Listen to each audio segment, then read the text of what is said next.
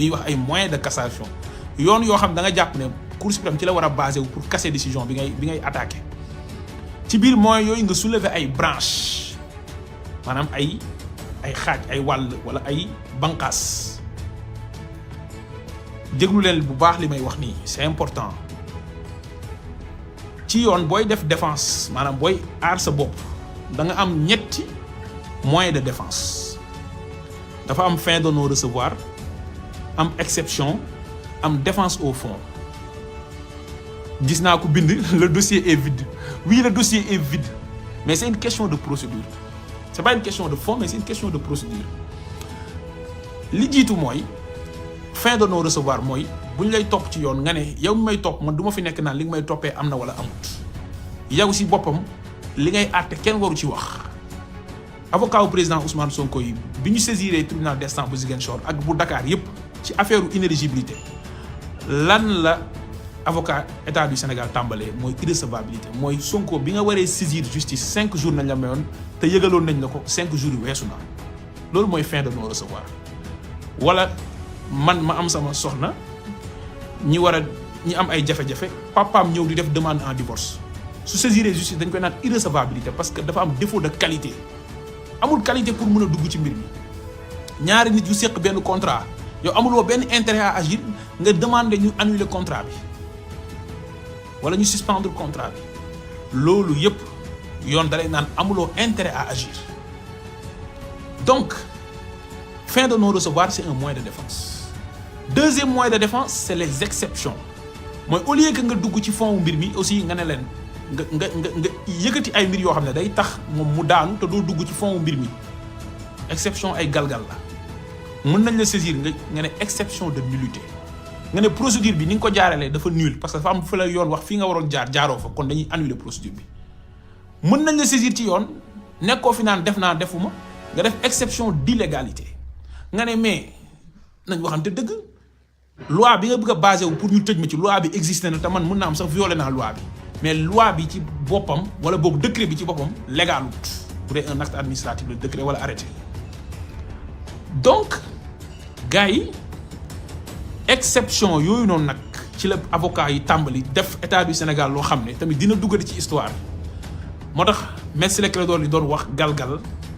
mais lii ñëw a gën a métti lii moom du galgal lii padd la lii moom padd la waaw padd bi Zarko def Diène Kaïré padd boobu la quoi padd la donc exception yi si lañ taxaw avant ñuy dugg ci défense au fond maanaam nag wax ci mbir mi est-ce que diffamation am na wala amut avocat wu état du Sénégal dañoo yu Ousmane Sonko du moins baal leen ma avocat yu président Ousmane Sonko dañoo soulever lu ñuy wax l'exception d'inconstitutionnalité jàpp leen ko bu baax exception d'inconstitutionnalité mooy article 260 bii wax ci diffamation ci code pénal bi ngeen bëgg cee basé wu ne Ousmane Sonko da ngeen koy condamné waat yéen waa Cour suprême da ngeen di confirmer décision bi article boobu ci boppam dafa méngoowul ak constitution bi mooy exception d'inconstitutionnalité donc c'est inconstitutionnel exception d'inconstitutionnalité kon gars yi nekkul leneen lu dul ñi lay topp ci yoon ci benn loi nga ne loi boobu noonu ngeen bëgg ma daanee loi bi ci boppam respecté wul constitution parce que constitution bi mooy ndey ji charte yi maanaam moo jiitu ci loi yi loi buy ñëw da ngaa war a respecté da ngaa war a méngoo constitution bi soo méngoowul ak constitution bi rek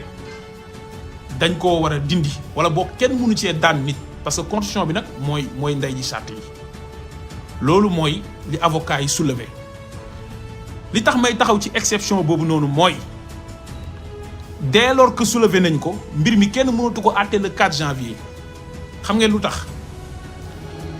conseil constitutionnel dafa am une compétence exclusive en matière de contrôle de constitutionnalité des lois conseil constitutionnel moom kese moo am compétence pour bu ñu nee loi bi méngoowul ak constitution bi mu wax ne loi boobu noonu méngoo naa constitution oui ou non kon képp ku soulever exception d'inconstitutionnalité ci kanamu cour d'appel ak cour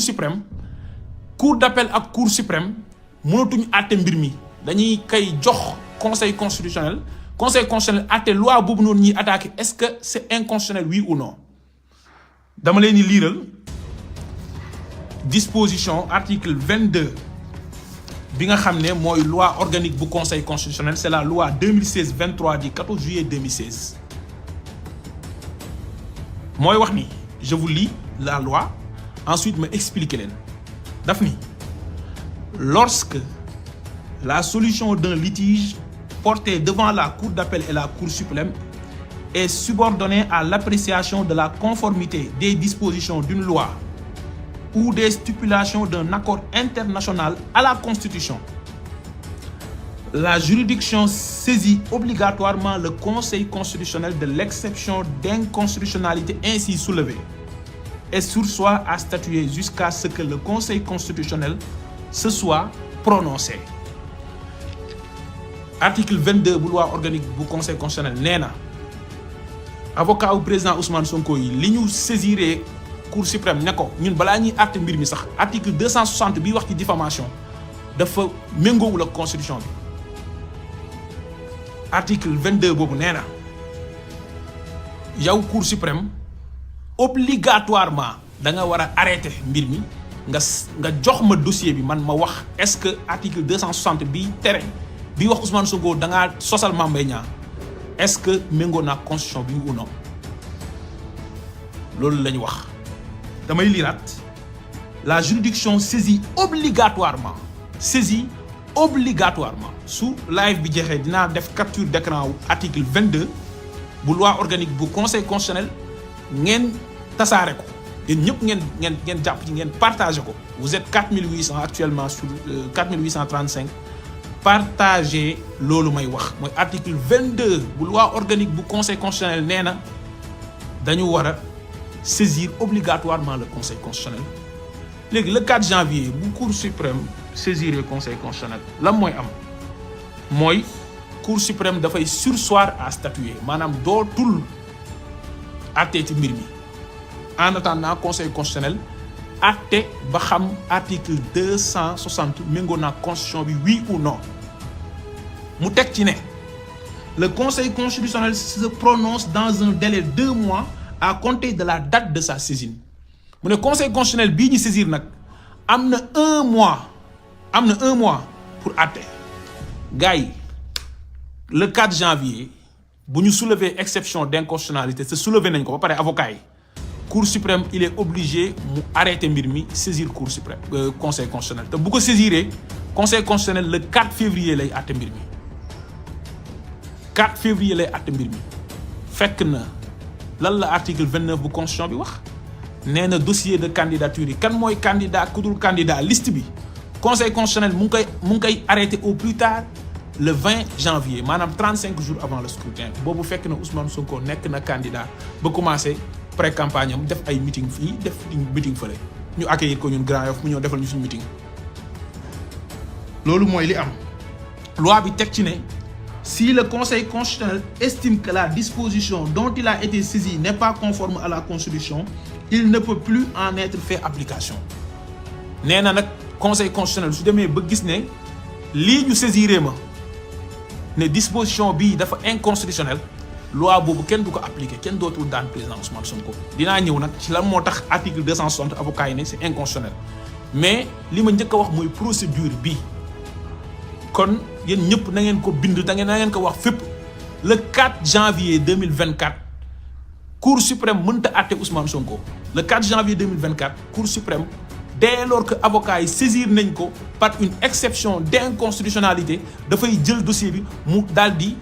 def renvoi préjudiciel maanaam mu saisir conseil constitutionnel obligatoirement la loi bi wax nekkul nag loi organique bu conseil constitutionnel kasee ko wax. loi organique bu Cour suprême ci boppam moom Cour suprême loi bi ko tënk bii tax magistrat yi mën a àtte mun ñëw àtte ñu nangul leen ko ñu naan kii conseiller la kii président de chambre la loi boobu noonu ci boppam article 91 moo ne lorsque la solution d'un litige porté devant la Cour suprême est subordonnée à l'appréciation de la conformité d'une disposition d'une loi ou des stipulations d'un accord international à la Constitution, la Cour suprême saisit obligatoirement le Conseil constitutionnel de l'exception d'inconstitutionnalité ainsi soulevée et sursoit à statuer jusqu'à ce que le Conseil constitutionnel se soit prononcé. mu teg ci ne si le Conseil constitutionnel estime que la disposition dont il a été saisi n'est pas conforme à la Constitution, il ne peut plus en être fait application. lii mooy reproduction littérale bu li ma leen liiraloon sànq muy article 22 kon Cour suprême loi moo ko wax ne obligatoirement le 4 janvier mënta àtte mbir mi mënu ko vider parce que benn condition nañ ko wax lorsque la solution du litige en dépend maanaam bu fekkee solution mbir mi ci la dépendre mais effectivement Ousmane Sonko diffamation nañ koy toppee te délit boobu la avocat yi wax ni dafa inconstitutionnel diffamation boobu noonu ñu créé contre un membre du gouvernement dafa inconstitutionnel kon na ñëpp xam ni le 4 janvier la Cour suprême ne peut pas vider l'affaire Ousmane Sonko, Mame Mbaye Niang. La Cour suprême est obligée de saisir le Conseil constitutionnel qui va statuer sur l'exception soulevée dans un délai d'1 mois. fekk na ñun nekk candidat bu commencé def suñu pré-campagne. loolu mooy li ma njëkk a wax mooy procédure bi li ci tegu nag mooy le fond maanaam lan moo tax avocat yi ne article 260 dafa anticonstitutionnel wala dafa inconstitutionnel méngoowul ak constitution bi. bu ngeen demee code pénal bi réprimer diffamation dafa indi 4 formes de diffamation selon kan nga def diffamation bi selon victime bi. dafa am diffamation envers les particuliers nit ñi lambda yi ñun ñi nga def diffamation am diffamation envers les cours et tribunaux l'armée et les administrations publiques am diffamation envers un groupe de personnes boo xam ne parce que seen origine wala seen race wala seen religion nga leen defal diffamation am diffamation contre les membres du gouvernement. léegi nag article boobu nag dama koy lire ngeen xam la moo tax avocat yi ne loolu méngoowul ak constitution bi bu ngeen demee le code pénal il est là donc pour vérifier leen ne moom laay lire. Donc l'article 258 du code pénal nous dit l'article 260 du code pénal nga xam ne mooy wax ci diffamation envers les membres du gouvernement moo ne sera puni de la même peine, c'est-à-dire 4 mois, la diffamation commise par les mêmes moyens à raison de leur fonction ou de leur qualité envers un ou plusieurs membres du gouvernement, un ou plusieurs membres de l'Assemblée nationale, un fonctionnaire public, un dépositaire ou agent de l'autorité publique, un citoyen chargé d'un service ou d'un mandat public, temporaire ou permanent, un juré ou un témoin à raison de sa déposition. La diffamation contre les mêmes personnes concernant la vie privée relève de l'article suivant. Mame Mbaye Niang bi ñuy wax ne Ousmane Sonko da koo sosal muy porter plainte fekk na mu ngi nekk ministre du tourisme donc c'est un membre du gouvernement. léegi nag yéen dañuy dem xooli constitution bi lan la wax. article 8 bu constitution bi bu Sénégal moo wax ngeen baal ma jël ko sama téléphone juste pour vous expliquer l'article 8 de la constitution parce que constitution bi dafa am préambule constitution bi dafa am préambule maanaam muqaddima bi maanaam njël benn constitution bi ensuite mu am le corps de la constitution maanaam jëmm ji dafa am bopp bi am jëmm ji jëmm jeeg bopp bi yépp nag loi boobu noonu daf ko violé te mooy la loi 65-60 du 21 juillet 1965 parce que loi bi dafa yàgg moo tax dinaa leen wax